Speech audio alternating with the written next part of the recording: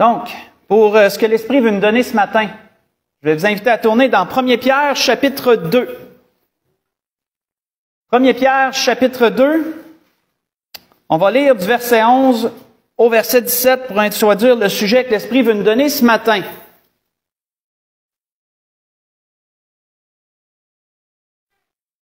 Premier Pierre, chapitre 2, verset 11 au verset 17.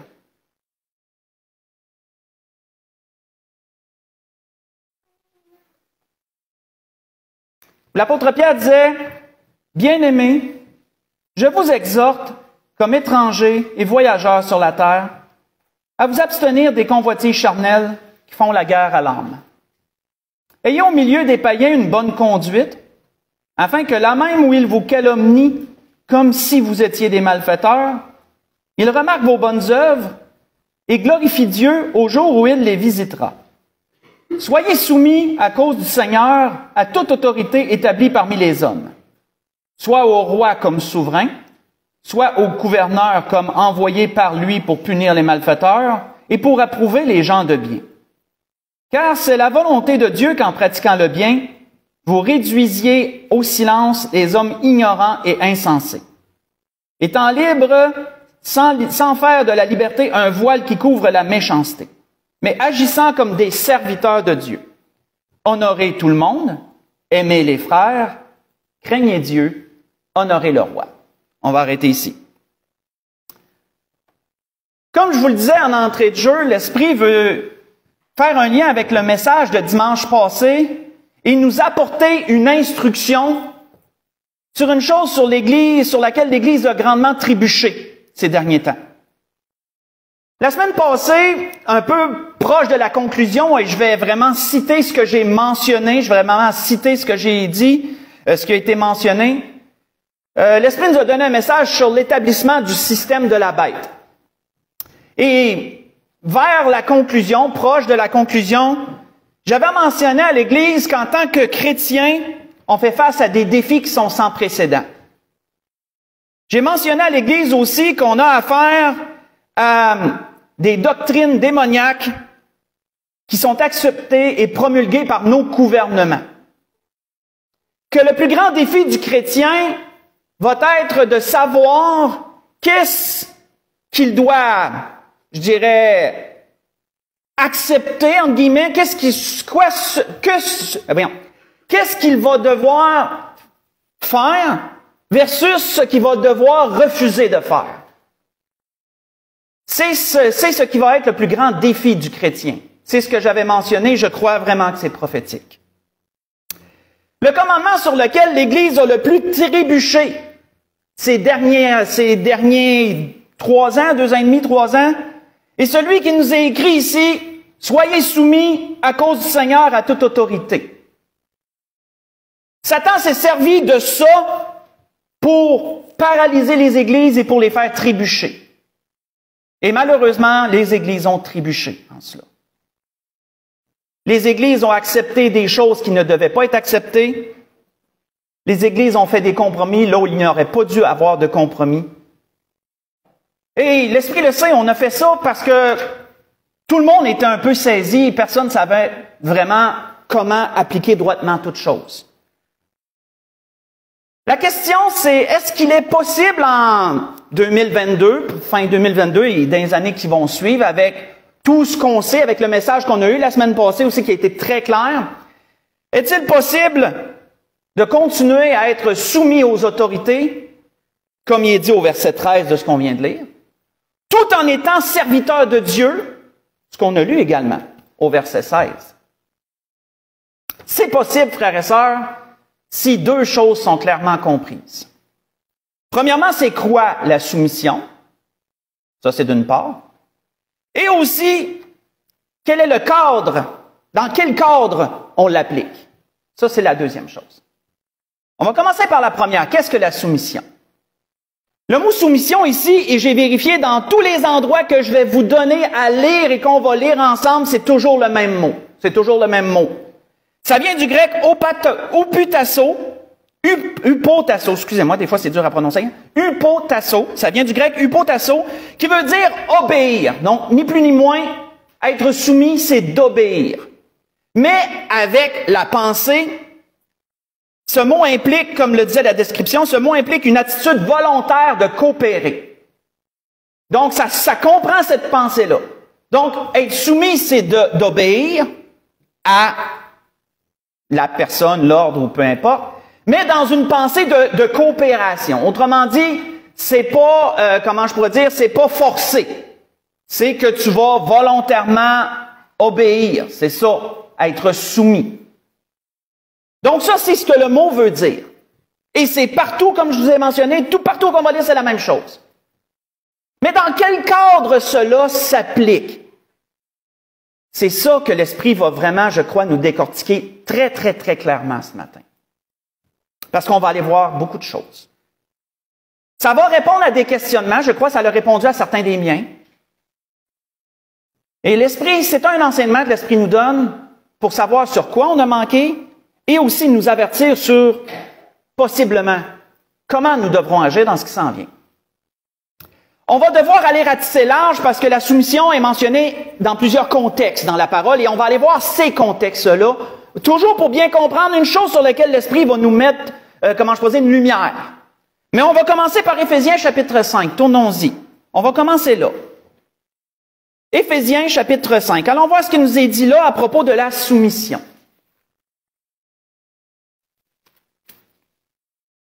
Un premier cas de figure, parce qu'il y a, comme je vous l'ai mentionné, plusieurs contextes dans la parole qui en parlent. Éphésiens chapitre 5, si on lit à partir du verset 22. Le mari et la femme. On va commencer là. Éphésiens 5, si on lit à partir du verset 22 jusqu'au verset 33. Il dit, femmes, que chacune soit soumise. Toujours le même mot, toujours le même mot. Que chacune soit soumise à son mari comme au Seigneur. Car le mari est le chef de la femme, comme Christ est le chef de l'Église, qui est son corps et dont il est le sauveur. Or, de même que l'Église est soumise à Christ, les femmes aussi doivent l'être à leur mari en toutes choses. Mari, que chacun aime sa femme comme Christ a aimé l'Église et s'est livré lui-même pour elle, afin de la sanctifier par la parole, après l'avoir purifiée par le baptême d'eau, afin de faire paraître devant lui cette Église glorieuse, sans tache ni ride ni rien de semblable. C'est ainsi que le mari doit aimer sa femme comme son propre corps. Celui qui aime sa femme s'aime lui-même. Car jamais personne n'a haï sa propre chair, mais il la nourrit et en prend soin, comme Christ le fait pour l'Église. Parce que nous sommes membres de son corps. C'est pourquoi l'homme quittera son père et sa mère et s'attachera à sa femme, et les deux deviendront une seule chair. Ce mystère est grand, je dis cela par rapport à Christ et à l'Église. Du reste, que chacun de vous aime sa femme comme lui-même, et que la femme respecte son mari. On va arrêter ici. On voit que le verset 22 est très pesant ici. Parce que le verset 22 met en évidence la grandeur de ce que ça implique, la soumission. Il est demandé à la femme d'obéir à son mari, d'obéir avec un esprit de bonne volonté, avec un esprit, autrement dit, de coopération à son mari, comme au Seigneur. C'est pesant quand on pense à ça. Ça implique énormément de choses. C'est un verset extrêmement pesant pour la femme. Pour la femme. On voit que l'apôtre Paul dit aux Colossiens, « Femmes, soyez soumises à vos maris comme il convient dans le Seigneur. » Vous voyez ça dans Colossiens 3, verset 18. Mais frères et sœurs, posons-nous une question ici. Est-ce que le commandement donne tous les droits à l'homme? À la base, on pourrait dire que oui. La femme doit lui être soumise comme au Seigneur.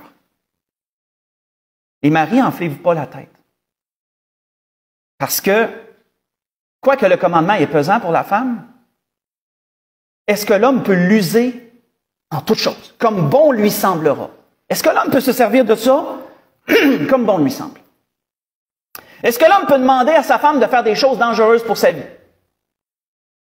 Est-ce que l'homme peut demander à sa femme de faire des choses dégradantes, des choses abaissantes ou des choses répugnantes? Est-ce que le mari peut abuser et maltraiter sa femme sous prétexte qu'elle doit lui être soumise comme au Seigneur? Ça semblerait être ça, parce que c'est ça la soumission. Mais, qu'est-ce que Dieu a fait dans sa sagesse? Dans sa sagesse, Dieu a encadré le commandement. Dieu a encadré le commandement afin qu'il n'y ait pas d'abus de la part de l'homme dans ce même commandement. Comment Dieu a-t-il encadré ce commandement? Verset 25, ramène l'homme à l'ordre. Marie, que chacun aime sa femme comme Christ a aimé l'Église et qui s'est donné lui-même pour elle. Et verset 26, et verset 28, car le mari doit aimer sa femme comme son propre corps. Là, voyez-vous qu'il y a un encadrement là ici. Parce que ça veut dire que le mari ne pourra rien demander à sa femme qu'il ne ferait pas lui-même.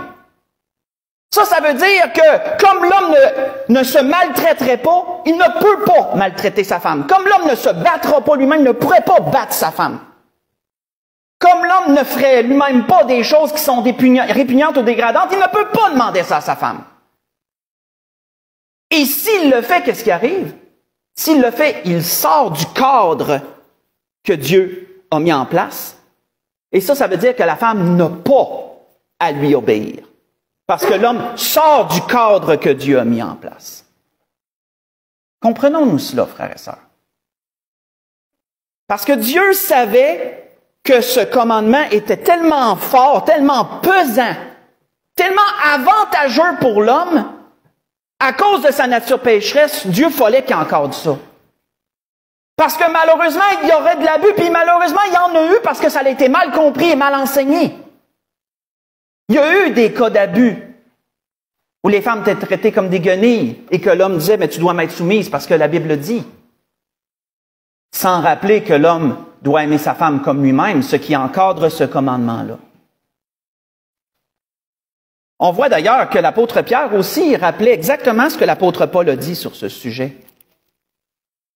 L'apôtre Pierre avait dit quoi sur cela? Femme, que chacune soit soumise à son mari, afin que, si quelques-uns n'obéissent point à la parole, qu'ils soient gagnés sans parole par la conduite de leurs femmes, en voyant votre manière de vivre chaste et réservée.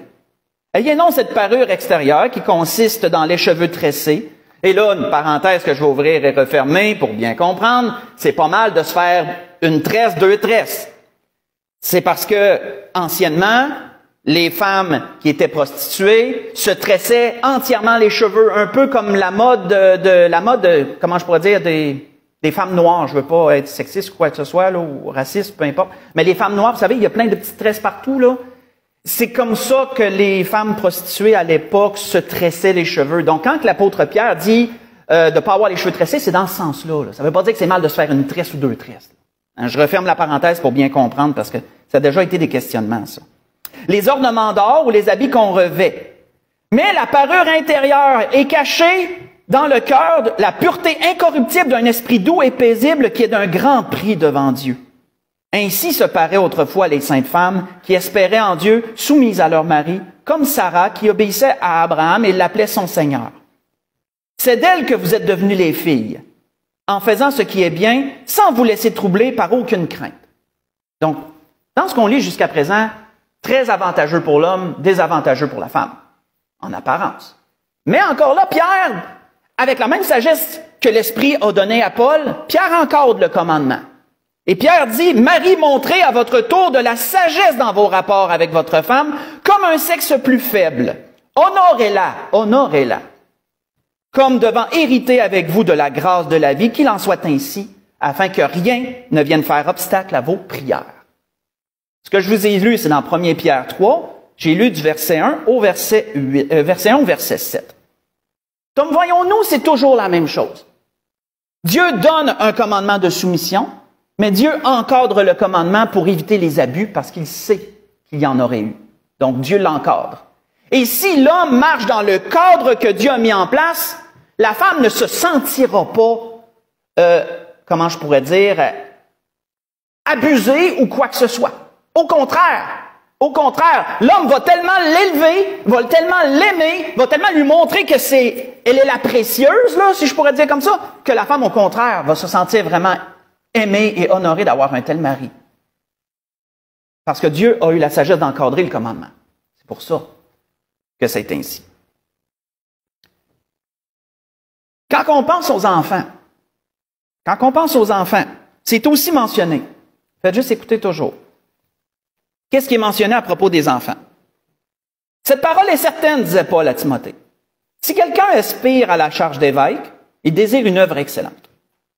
Il faut donc que l'évêque soit irréprochable, mari d'une seule femme.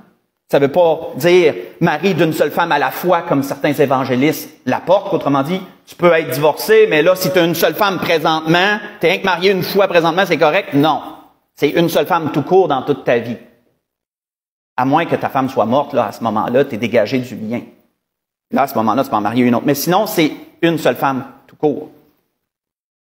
Donc, il dit aussi, il doit être marié d'une seule femme, sobre, modéré, réglé dans sa conduite, hospitalier, propre à l'enseignement. Il faut qu'il ne soit ni adonné au vin, ni violent, mais indulgent, pacifique, désintéressé.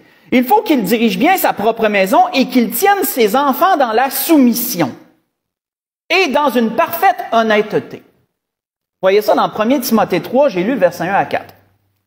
Donc, il est demandé dans la parole de Dieu que les enfants soient soumis à leurs parents. C'est écrit. C'est écrit. Mais, est-ce que ça veut dire que les parents pourraient abuser de leurs enfants, pour autant? Est-ce que ça veut dire que les parents pourraient user de violence physique et verbale envers leurs enfants? Parce que la soumission implique qu'ils doivent obéir en toutes choses, et de façon volontaire. Mais encore là, Dieu a eu la sagesse d'encadrer le commandement, encore là. Dieu a eu la sagesse d'encadrer le commandement. Les enfants doivent être soumis à leurs parents, c'est écrit. Mais quelle est la contrepartie des parents afin de régler le commandement en question? On la voit dans Éphésiens où vous êtes, mais le chapitre 6, pas tellement plus loin. C'est là qu'on le voit. Si on tourne juste une page, Éphésiens 6, verset 1. Enfants, obéissez à vos parents selon le Seigneur. Ça, c'est la soumission. Car cela est juste. Honore ton père et ta mère. C'est le premier commandement avec une promesse afin que tu sois heureux et que tu vives longtemps sur la terre. Mais, voici l'encadrement. Et vous, pères, n'irritez pas vos enfants, mais élevez-les en les corrigeant et en les instruisant selon le Seigneur. Avec ce qu'on vient de lire là, qu'est-ce que Dieu a fait? Dieu a encadré le commandement de la soumission afin que le commandement n'en soit pas abusé, afin que le parent se souvienne que dans sa façon d'élever ses enfants, il ne doit pas les mener à la révolte. Il doit au contraire agir dans un esprit d'instruction, en les instruisant, que la Bible nous dit, et en les enseignant, dans un esprit d'instruction et d'enseignement, pour que l'enfant comprenne et grandisse mentalement et psychologiquement, physiquement, spirituellement et tout.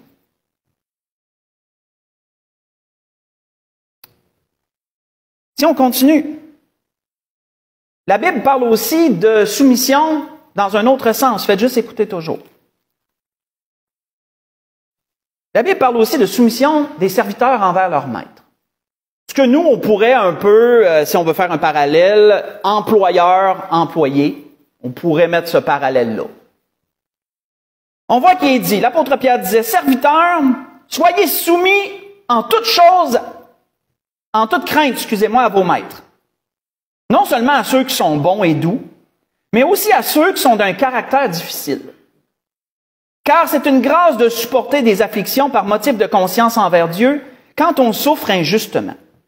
En effet, quelle gloire y a-t-il à supporter de mauvais traitements pour avoir commis des fautes? Mais si vous supportez la souffrance lorsque vous faites ce qui est bien, c'est là une grâce devant Dieu. Et c'est à cela que vous êtes appelés. Parce que Christ aussi a souffert, vous laissant un exemple afin que vous suiviez ses traces. Ce que je viens de vous lire, c'est dans 1 Pierre, chapitre 2. J'ai lu du verset 18 au verset 21. Donc, encore là, un commandement de soumission. Serviteurs, soyez soumis à vos maîtres. comme au Seigneur. Comme au Seigneur. On voit que l'apôtre Paul disait à Tite, exhorte les serviteurs à être soumis à leur maître, pour leur plaire en toutes choses, et à n'être point contredisant. Tite 2, verset 9. Quitte parfois à subir de l'injustice. Ça ne veut pas dire que ton employeur va te demander toujours des choses justes. Des fois, il peut être injuste dans sa façon qu'il va te traiter, dans la façon de gérer certains problèmes ou certaines choses. Puis Dieu va te demander de supporter ça. Mais est-ce que l'ordre de Dieu ouvre la porte à tous les abus de la part de l'employeur? Encore là, je crois que quand on voit l'esprit de sagesse de Dieu, on peut comprendre que Dieu a certainement encadré ça aussi. Et vous avez raison de le penser. Dieu a aussi encadré le commandement pour les maîtres envers les serviteurs. Parce que sinon, le maître pourrait demander des choses peut-être illégales à son serviteur. Le maître pourrait peut-être abuser physiquement son serviteur. Le maître pourrait faire toutes sortes de choses à son serviteur et lui demander des choses qui peuvent être soit illégales ou autres. Et il devrait lui obéir comme au Seigneur parce que le commandement le dit. Non, Dieu a eu aussi la sagesse d'encadrer ça. Quel est le cadre de l'employeur? Dans Éphésiens 6 toujours. Dans Éphésiens 6, verset 5. La suite d'où qu'on était. Qu'est-ce qu'il dit aux employeurs? Serviteurs, oui, obéissez à vos maîtres selon la chair. Avec crainte et tremblement, dans la simplicité de votre cœur, comme à Christ. Non pas seulement sous leurs yeux, comme pour plaire aux hommes, mais comme des serviteurs de Christ qui font de bon cœur la volonté de Dieu. Servez-la avec empressement, comme servant le Seigneur et non des hommes. Sachant que chacun, soit esclave, soit libre, recevra du Seigneur selon ce qu'il aura fait de bien. Et là, jusqu'à présent, c'est très avantageux pour les employeurs. Pour les maîtres, c'est très avantageux. On dirait qu'ils ont tous les droits. Mais quel est le cadre? Le cadre, c'est ce qui suit. Et vous, maîtres, agissez de même à leur égard. Oh! C'est quoi de même? De même, c'est tout ce qui a été mentionné avant. De la façon que Dieu exige aux serviteurs d'agir envers leur maître, vous agissez de la même façon envers vos serviteurs. Abstenez-vous de menaces, sachant que leur maître et le vôtre est aussi dans les cieux. Et que devant lui, il n'y a point de favoritisme. Dieu rappelle aux maîtres qu'ils ont aussi un maître. Et Dieu dit, comme il a demandé au serviteur d'agir, tu vas agir de même toi aussi envers lui. Et tu vas te rappeler que tu as un boss toi aussi qui est dans les cieux, qui est au-dessus de toi. Si vous voulez lire pendant la semaine, prenez l'exemple de Joseph, très bon exemple. Si vous voulez lire dans Genèse 39, versets 7 à 12, je ne tournerai pas. Mais souvenez-vous ce que la femme de Potiphar a demandé à Joseph. Couche avec moi. Et quand on regarde le commandement, elle était sa maîtresse. Elle était son supérieur, hiérarchique, si je peux dire comme ça. Mais elle lui demandait quelque chose qui ne se faisait pas.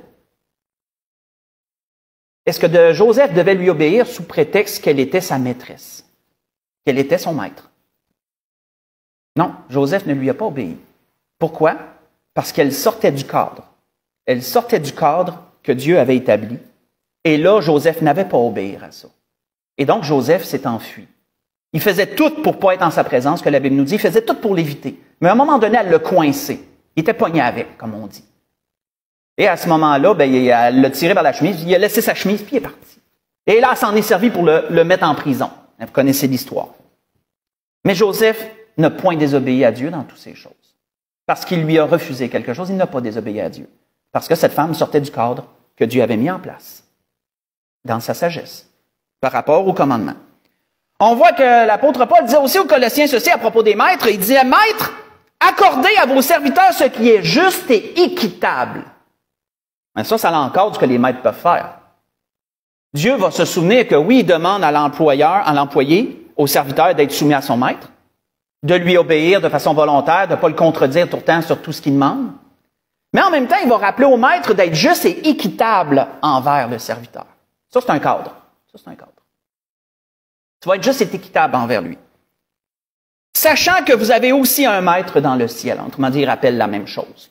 Vous voyez ça dans Colossiens 4, verset 1.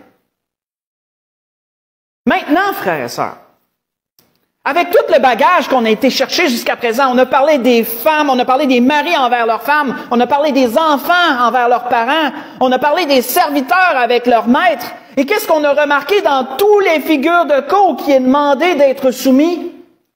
Il y a toujours un cadre. Dieu a toujours encadré le commandement parce que c'est trop pesant. La soumission, c'est trop pesant comme commandement. L'homme, dans sa nature pécheresse, pourrait trop en abuser. Dieu encadre les choses pour que l'homme ait des limites qu'il ne franchisse pas. Et si, dans tous les cas de figure, l'homme ou la femme franchit les limites, bien, à ce moment-là, il n'y a plus tenue d'obéissance dans ces cas-là. On peut résister dans ces cas-là. Comme un enfant qui serait abusé par ses parents pourrait résister et s'en aller. Dieu ne lui en tiendrait pas rigueur. Comme une femme qui serait abusée par son mari pourrait s'en aller, ne pourrait pas divorcer, mais elle pourrait s'en aller pour se protéger, surtout si sa vie est en danger. Dieu ne lui en tiendrait pas rigueur. Comme un employé pourrait décider de quitter son emploi parce que l'employeur est vraiment abusif, et Dieu n'en tiendrait pas rigueur à l'employé d'avoir quitté son emploi à cause que l'employeur a sorti de son cadre. C'est la sagesse de Dieu, frères et sœurs, dans toutes ces choses. Maintenant, si Dieu a encadré le commandement par rapport à la femme et son mari, si Dieu a encadré le commandement par rapport au serviteur, à son maître, si Dieu a encadré le commandement par rapport aux parents et aux enfants, est-ce que Dieu a encadré le commandement par rapport au gouvernement et au peuple sur lequel il règne? Entre guillemets. Est-ce que Dieu a fait la même chose? En toute sagesse, je crois qu'on pourrait dire que oui. Mais on va faire plus que ça, on va aller le voir. Tournons dans Romains 13. Comment Dieu a encadré le gouvernement, et c'est littéralement ça. Comment Dieu a encadré le gouvernement dans la soumission qui est demandée du peuple envers ses autorités. Comment Dieu a encadré les autorités? Dans Romains 13, c'est là que c'est mentionné. Dans Romains 13. On va lire du verset 1 au verset 7.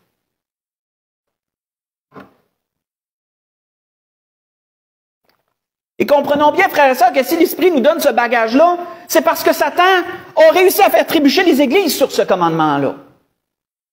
Satan a réussi à faire trébucher les églises sur cela, parce qu'on manquait d'instruction. L'Esprit nous donne de l'instruction ce matin sur ces choses, afin qu'on soit outillé et capable de savoir comment agir si ça se reproduit.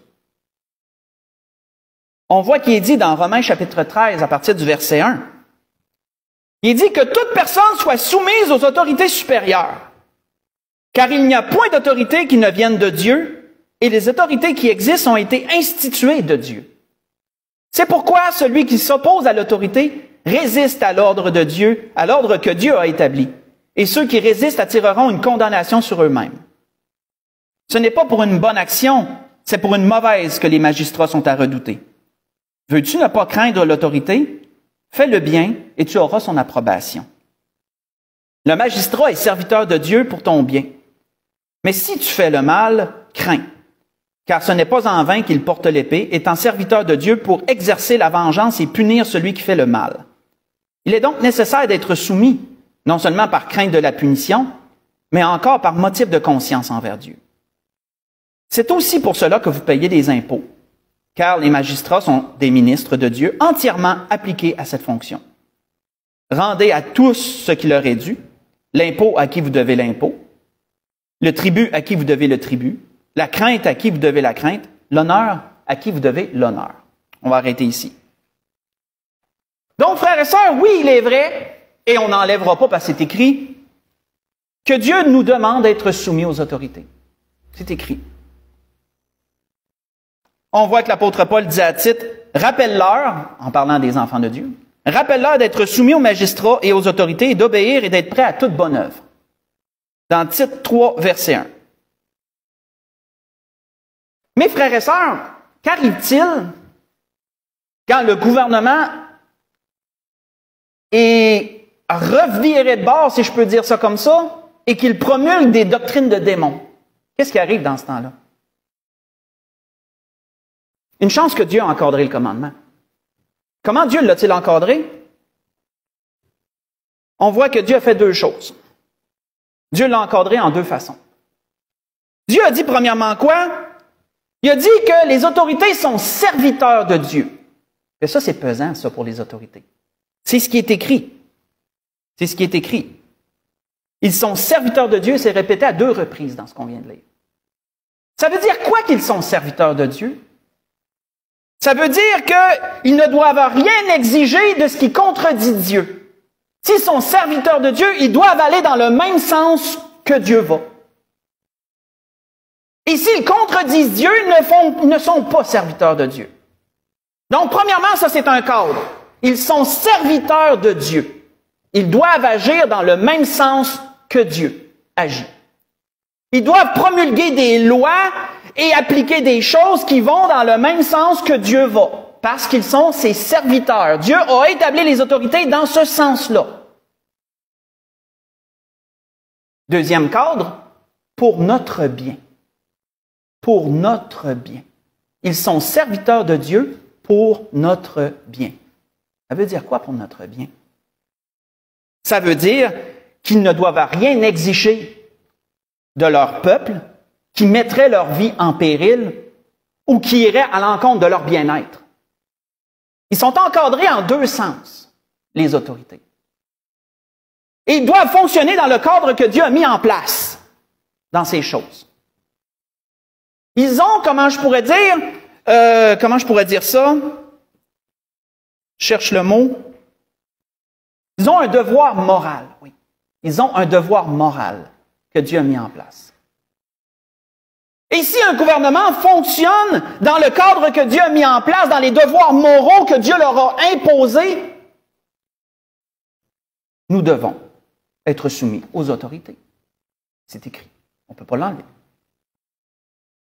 Mais qu'arrive-t-il quand le gouvernement sort de son cadre et sort de ses devoirs moraux que Dieu lui a imposés envers le peuple? Qu'arrive-t-il dans ce temps-là? Je vous dirais qu'il arrive la même chose que dans tous les autres cas de figure. Une personne ne sera pas tenue responsable devant Dieu de ne pas obéir si le gouvernement sort de son cadre que Dieu a mis en place pour régir ces choses, afin qu'il n'y ait pas d'abus en rien. C'est profond, frères et sœurs, et c'est pesant, c'est pesant. Si vous voulez lire pendant la semaine, vous pourrez aller lire dans Jérémie 27. Jérémie 27, vous pourrez lire du verset 1 au verset 13, faire une petite étude, et vous allez voir que lorsque Dieu a apporté une condamnation, il a annoncé la condamnation sur son peuple, des 70 années de captivité, Dieu a aussi annoncé que tous les pays d'alentour, que ce soit Édom, que ce soit l'Égypte, seraient tous aussi tenus d'obéir et d'être soumis à Nabuchodonosor et à Babylone, aux Babyloniens. Dieu a dit que le peuple d'Israël serait tenu d'être soumis aux Babyloniens. C'est écrit dans Jérémie 27, si vous pourrez le lire pendant la semaine. Israël serait tenu d'être soumis et d'obéir aux Babyloniens. Et également tout autre peuple alentour. Dieu avait nommé des peuples et eux autres aussi, le joug serait sur leur cou et ils devraient aussi être soumis. Donc, autrement dit, le peuple d'Israël serait tenu d'obéir volontairement aux lois et aux choses que les Babyloniens, que Nabuchodonosor imposerait, les Babyloniens, etc. Mais quand on lit le livre de Daniel, qu'est-ce qu'on voit? Puis ça se passe pendant ce temps-là. Qu'est-ce qu'on voit? Daniel et ses amis refusent de manger les biens du roi. En secret, ils font une petite inversion en secret, ils mangent les légumes des serviteurs, puis c'est les serviteurs qui mangent les mets du roi. Puis Dieu ne leur en tient pas responsable, au contraire. Au contraire. Parce qu'eux ne voulaient pas désobéir à Dieu. Les amis de Daniel ont refusé d'adorer la statue de Nabuchodonosor parce que Nabuchodonosor sortait de son cadre. Il demandait au peuple d'adorer une statue, d'adorer l'idole au lieu d'adorer Dieu. Et donc, ils ont dit non, on ne le fera pas, quitte à mourir dans la fournaise pour ça. Sous Darius, Daniel refuse d'arrêter de prier Dieu. À cause d'un édit, pendant 30 jours, tu vas prier seulement le roi et tu ne pries pas Dieu. Et si tu es pogné, tu es jeté dans la fosse aux lions. Daniel ne le fait pas. Continue comme d'habitude à prier Dieu 3 fois le jour, la fenêtre qui porte vers Jérusalem. 3 fois le jour. Il n'obéit pas. Et Dieu le délivre de la fosse aux lions. Pourquoi, dans tous les cas, c'est toujours la même chose, frères et sœurs? Le gouvernement, l'autorité, a sorti du cadre que Dieu avait mis en place. Et donc, en tant qu'enfant de Dieu, chacun a désobéi. Pas se révolter, parce que révolte veut dire renverser les choses. Et ça, c'est pas de Dieu, ça. Dieu ne demande pas la révolte. Mais Dieu donne la permission de ne pas obéir si ça sort des cadres que lui a mis en place. Il y a une différence entre pas obéir et se révolter. Ça, c'est 2 choses très différentes. Il faut faire bien attention à ça. La sagesse. Il faut se rappeler, frères et sœurs, que c'est Dieu qui a mis en place la notion de bien et de mal. Quand Dieu parle de faire le bien, c'est toujours selon la notion de Dieu. Le bien qui vient de Dieu, le bien qui a été dicté par Dieu. Et quand la Bible parle de ne pas faire le mal, c'est toujours le mal que Dieu a décrit qu'est-ce qui est mal et qu'est-ce qui est bien. Parce que si on laisse les hommes dicter ce qui est bien et que ce qui est mal, vous voyez l'inversion dans laquelle on est, on va obéir aux démons. C'est ça qu'on va faire. Parce que ce qui est mal est rendu bien et ce qui est bien est rendu mal. Donc, si vous prenez votre base sur ce que les hommes disent qui est bien et mal, vous allez être très mal parti, vous allez désobéir à Dieu sur bien des choses. Mais si vous prenez les bases du mal et du bien que Dieu a mis en place, qu'est-ce que lui a dit qui était bien, qu'est-ce que lui a dit qui était mal, là, ça fait toute la différence. Et c'est sur les bases que Dieu a mis en place sur lesquelles on doit s'appuyer. Parce que Dieu n'est pas corruptible, contrairement à l'homme. Donc, à travers toutes ces choses, frères et sœurs, quand on parcourt les Écritures, c'est toujours la même chose par rapport aux autorités et par rapport à ce qui est demandé, à ceux qui sont sous l'autorité. Ça a toujours été la même chose. Les sages-femmes envers Pharaon, dans l'Exode, tuer tous les nouveau-nés. Les sages-femmes ne le font pas. Les sages-femmes mentent à Pharaon. Pourquoi vous ne les tuez pas? Ah, mais quand on arrive, les femmes israélites, là, ils sont vigoureuses puis ils ont déjà accouché. On ne peut pas le faire. C'est pas vrai. Et Dieu bénit ces femmes de ne pas avoir obéi à Pharaon. Moïse et Aaron envers les offres de Pharaon, quand Pharaon a dit, OK, vous pouvez aller adorer, mais les femmes, les enfants restent ici, juste les hommes vont y aller. Moïse dit non. Vous pouvez aller adorer, mais les animaux restent ici. Moïse dit non. Il dit, on va l'adorer comme Dieu a dit qu'on allait adorer, tout le monde n'y reste rien. Moïse et Aaron résistent à Pharaon, qui était l'autorité de l'époque, par rapport à ce que lui demandait. Zorobabel puis Josué, dans l'Esdras, quand ils ont reconstruit le temple, puis que la construction a été arrêtée en mi-chemin, à cause que là, les peuples alentours ne voulaient pas que ça arrive, ils se sont plaints au roi de l'époque, et le roi de l'époque a fait un édit comme de quoi, coquet, on arrête tout ça, puis ça s'est arrêté par la violence. Les soldats sont venus, tout, ça s'est arrêté par la violence. Ça a pris un certain temps, je crois que c'est 17 ans, puis ensuite, qu'est-ce qui est arrivé après 17 ans à peu près? Les prophètes âgés et Zacharie ont été suscités par Dieu pour dire, vous recommencez à construire, même si l'édit est encore là, vous recommencez à construire. Et donc, défiant l'édit, ils ont recontinué la construction. Et là, ça s'est plaint à l'autorité encore, mais cette fois-ci, l'autorité a dit non, laissez-les continuer, ils vont finir. Vous voyez ça? Mardoché envers Aman. Vous connaissez bien l'histoire hein, dans Esther. Même chose. Mardoché résiste à l'ordre qu'Aman avait mis, que tout le monde s'agenouille devant lui. Non. Non. Joab envers David. Quand David a dit à son serviteur, à son maître d'armée, Joab, tu vas faire le dénombrement de tout le peuple. La Bible nous dit que ce commandement était une abomination aux yeux de Joab. Il l'a fait à moitié. Il en a fait une partie, puis il n'a pas fait le reste, parce qu'il s'est dit non, ça se fait pas. Jésus envers les chefs religieux de son époque. Oui, oui. Les chefs religieux qui exigeaient qu'il n'y ait pas aucun travail pendant le sabbat, Jésus les défiait et guérissait les gens le jour du sabbat. Et même leur mettait au défi de dire que ce n'était pas de Dieu, parce qu'il était permis de faire le bien le jour du sabbat.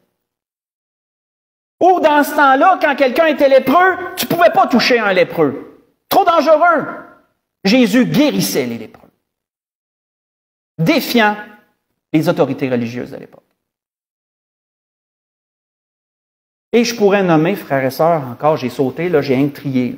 Je pourrais en nommer bien d'autres. Donc, frères et sœurs, dans toutes ces choses, quand on considère tout ça, quelle est l'attitude que les chrétiens doivent avoir dans ces derniers temps? Il doit être, oui, soumis aux autorités, tant qu'ils demeurent dans leur cadre que Dieu leur a donné. Mais s'ils sortent de leur cadre, nous ne sommes pas tenus devant Dieu, je dis bien, devant Dieu d'obéir. Mais je fais un point d'honneur à rappeler à l'Église et tous ceux qui nous écoutent qu'on ne parle pas de révolte. Dieu est contre la révolte. Nous ne pouvons pas renverser les choses qui ont été mises en place. Ça ne nous appartient pas, ça. On n'est pas ici pour ça. Nous, on est ici pour servir Dieu. Et c'est l'unique raison.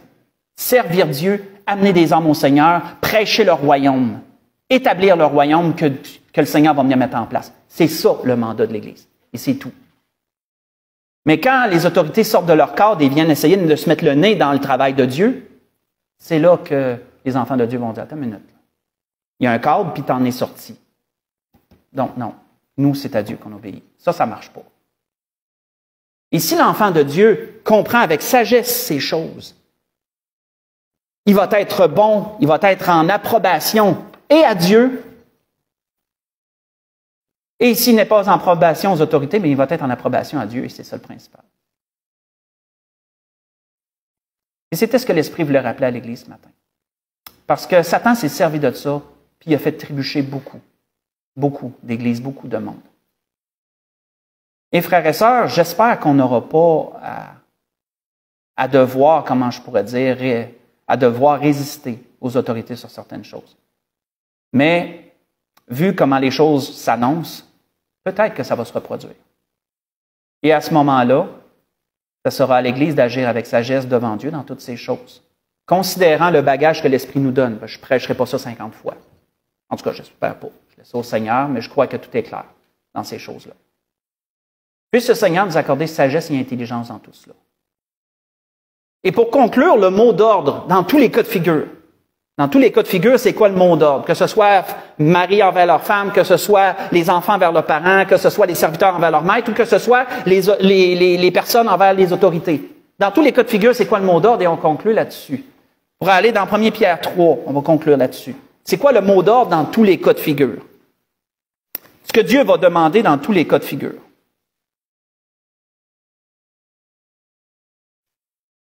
Et on conclut là-dessus.